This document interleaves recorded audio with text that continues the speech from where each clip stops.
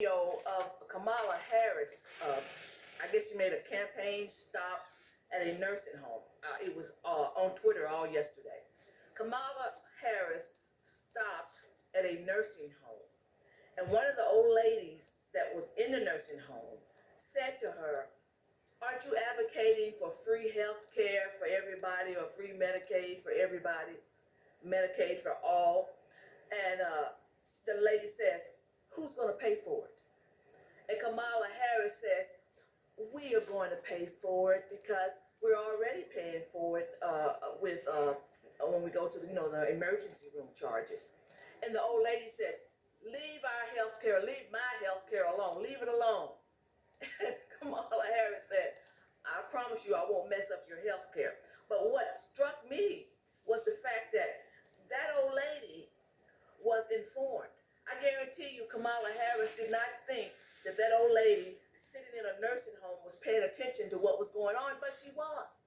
She was paying attention. She was informed. I was like, oh my God. But you see, Kamala Harris told a lie about, well, I'll tell you what, that it's not a lie, but it's an exaggeration, or it's not a whole truth about the emergency room. Yes, a lot of people use the emergency room as health care, but the majority of those people, especially here in California, are illegal aliens. Illegal aliens go to the emergency room because they have to and get medical care. And then, so when she said we pay for it, she said in our health care insurance, we ended up paying for it because these people don't have insurance. But they're not supposed to have insurance because they're illegals. So that's the part she left out. That there are some poor people that may go to the emergency room, but Medicaid will pay just like any other health insurance. And I'm going to tell you why I know that, okay? I had a relative to live with me, come live with me for about 7 months. This relative, she's a female, she had no insurance, none of that. She was on disability, and she was getting Medicaid. She was around 57 years old at the time. She had a lung disease. This relative, I was the one taking her to her appointment, so I know what she had. She had a lung specialist, a primary family care physician. She went to the same doctors that everybody else went to, and she had everything done for free through Medicaid. Now, I didn't even know anything about what Medicaid was and any of that until she lived with me for that short time. She had cataract surgery on both eyes for free. She didn't pay a dime. All her health care, everything was free, and she was getting Medicaid. So that was my first time ever knowing anything about Medicaid. But then this was before Obama had gotten elected. So when Obama got elected, and he started saying that poor people didn't have insurance, and I was thinking, well, that's not true. They may not have insurance, but they have Medicaid. So the whole thing about poor people not having insurance was what was driving this whole Obamacare thing, which ended up harming middle-class people that were working that ended up losing their insurance. And the reason they lost their health insurance is because when this Obamacare thing kicked off and they ended up, their premiums skyrocketed and they could no longer afford it. This was working people, not poor people. But see, it was the working people that was supposed to make this thing work so that the people that were not working could benefit from it. But you see, that doesn't work. That doesn't work. Somebody's gonna it's gonna either be too expensive, or all kinds of things happen when you try to socialize medicine, healthcare, or anything else. Because what socialism does is the government, people pay taxes into the government. The government takes all these taxes from working people, and then they try to spread everything around so everybody will have the same thing, but everybody is not contributing. So you're gonna go bankrupt that way. And your health care is not going to be that good. And I'm going to give you some examples of why I know that. I worked in England for 2 years. From 2013 to 2015, I worked in England. And these are some of the things that I witnessed firsthand with the healthcare system over in England, the NHS system. NHS. Now, I know I have some people from the UK that are subscribers. So I'm going to tell you what I learned, and you can chime in the comment section, but this is what I saw for my own self. Now, I had a neighbor that lived across the street from me in England. She was a retired NHS nurse. She had worked for the NHS for 40 years, and she was, they call them pensioners. We call them retirees. She and her husband both were retirees. And and so they was, maybe they were in their middle 60s. So one day she found a lump on her neck up in here somewhere. So she tried to get an appointment. She tried for at least 4 months. At least. It might have been 6 months, but it was at least 4 months before she finally got a doctor's appointment to find out what this thing was in her neck. In other words, was it cancerous? What was it? Okay. I remember coming home from work and going over there and asking her, "You have an appointment yet?" And she's like, "No." And I used to get so angry because I was used to the U.S. Like if I have Kaiser, if I want to go to the doctor tomorrow, if I need an appointment tomorrow, not urgent care, but an appointment with a doctor, I can see them tomorrow. That's because I'm paying. But when you have socialized medicine, you have to wait your turn, wait till they can see you. Now, this woman retired from over 40 years working in the NHS. She even wrote a book about it. So she used to tell me all kinds of stories about the healthcare system over there. So I get upset because I really cared for this lady, because the day I moved in across the street, she came over and rang my doorbell, and she told me, "Anything you need, my husband and I, you make sure you ask us. We're going to take care of you." And they did. They were like my parents over there. So I had grown fond of this lady. And to see her needing the health care and couldn't get it when she needed it upset me. So it took at least 4 months for her to finally get an appointment to see what this thing was. Was it cancerous, basically? So she got that appointment. So she found out that it wasn't cancerous or anything, but it needed to be removed. So the next step was scheduling a surgery to have it removed. That took another 4 to 6 months before she could even get surgery to have it removed. She said every time she would call, they would put her off. She said one time they told her, "You need to just be glad you don't have cancer and just wait." And I said, I can't believe this. Not only that, she had about 3 friends to die of cancer while I was there. 3. And they were around her age. And none of them knew they had cancer until they collapsed. Okay? One was a guy that collapsed at church.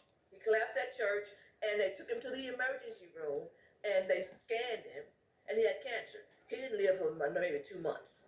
Another one was one of her best female friends. I mean, she was crying. I went over to her house one day after work. She was in tears, and I was crying too because I was hurting for her.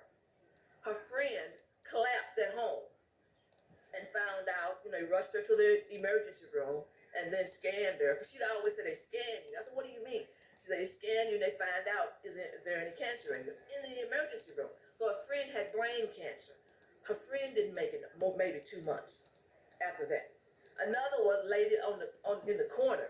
She lived on the corner of the street that we were on. I remember seeing her, and she went just like that. She didn't know she had cancer. And then when she found out, it was too late, and she lived maybe a couple of months. So that's what I'm talking about. The health care. Now, this is what I witnessed firsthand with the healthcare system in England, in the UK. Now, the same lady had told me that years ago when she had her son, they had a grown son. And she said, because they do have private hospitals over there where you pay. And she said, I had my room, I had a room, and she was going on and on about having a room. And I said, "Well, wait a minute. Don't you have rooms?" She says, "No, we have beds." So when you are in the hospital, you don't have a room, you have a bed, and you have this curtain pulled over you. So she was going on and on and on about how comfortable it was to have a room and privacy in the private hospital. And I said, "Well, we have that all the time in the U.S. We have a room." So that's one thing. Now, she also talked about a good friend of hers that had ovarian cancer. Now, this was like years ago. And she said she found out she had ovarian cancer, and nobody could do anything for her in the UK at that time. And so her friend was very wealthy. She said this friend was like a millionaire. So she said her friend contacted specialists in the United States and told them that she had the money, she'd pay the cash if they would just help her. And her friend came to the United States and got help and she was fine. She got, they treated her for the cancer or got rid of the cancer or whatever, and she was able to live. She lived years later. She said her friend ended up dying from something, falling and dying from something else about 20 some odd years later. But she always talked about how thankful she was of the healthcare system in the United States saving her friend's life. Now, getting back to the beds. Now, when I was in England, I started a history and art group, and we would meet at historical sites every month. So one month, I had a guy in my group that was an archaeologist, and he was about maybe mid-60s, early 70s, and he walked with a cane. And he told me, he said, now, Pat, I won't be able to make it to next month's meetup because I'm going to be having surgery. I said, okay. I don't know whether it was his hip, his lower back, or what, but he was going to have surgery. Well, the next month, he shows up. And I'm like, what are you doing here? He says, well, they gave my bed away. I said, what do you mean they gave your bed away? He says, they assign you a bed. People are assigned to beds for his surgery. But if someone else comes along that's in worse shape than you, they can bump you and give your bed to somebody else. This is what he told me. So his bed was bumped, and he really needed that surgery. He was in a lot of pain. But this is what I'm saying. This is the socialized medicine that they have over there.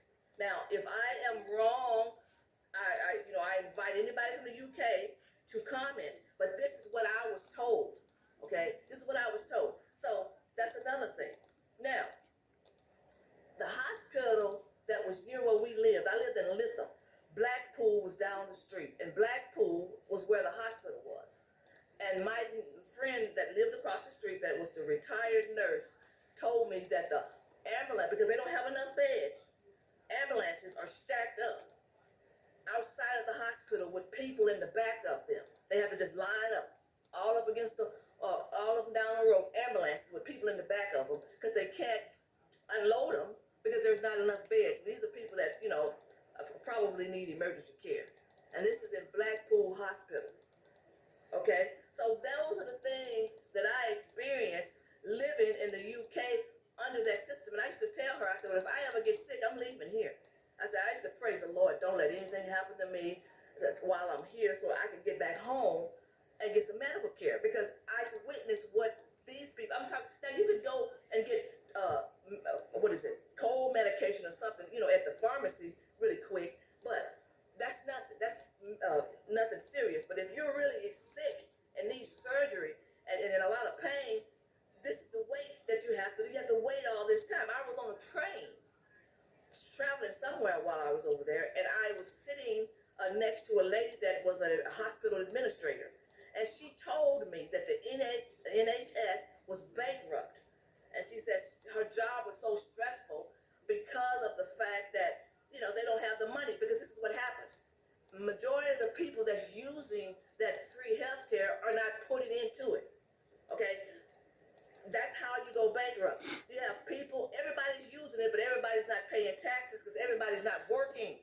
So more people are using the services than the people that's putting in, and it's basically bankrupt. And she talked about how stressful her job was. This is a hospital administrator told me this. So I believed her. I had no reason to doubt what she said, or my neighbor who was a nurse for 40 years in the NHS. So no, I have no reason to doubt that. Now, I had two of my colleagues' wives got pregnant while they were over there, and they went home. They packed up and said, we're out of here.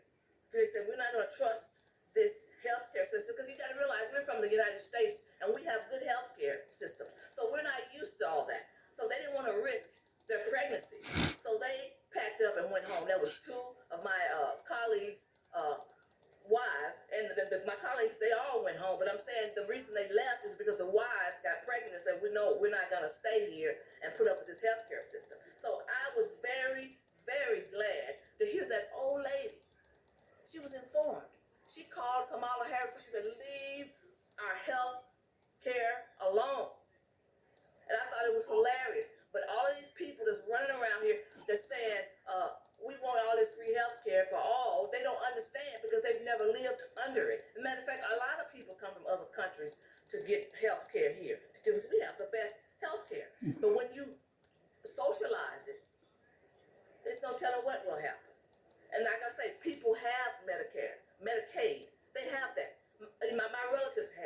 She had all kinds of things done. And she never went, and she doesn't live with me anymore.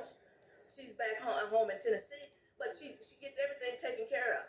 She doesn't have to wait for anything, and she doesn't pay for anything. She's poor. She's been on Medicaid. She's never worked that much in her entire life. She never really had a job, but she gets disability, so therefore she gets Medicaid. And that's when I saw how they benefited. You wouldn't even know if you went to the doctor's office and sat beside her. You wouldn't know that she was on Medicaid. You'd think that she had the same health care insurance as you had. You couldn't tell the difference. That's what I'm getting at.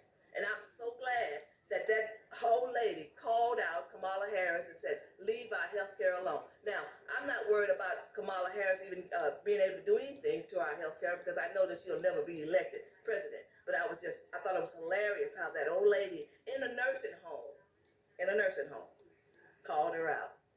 Have a blessed day.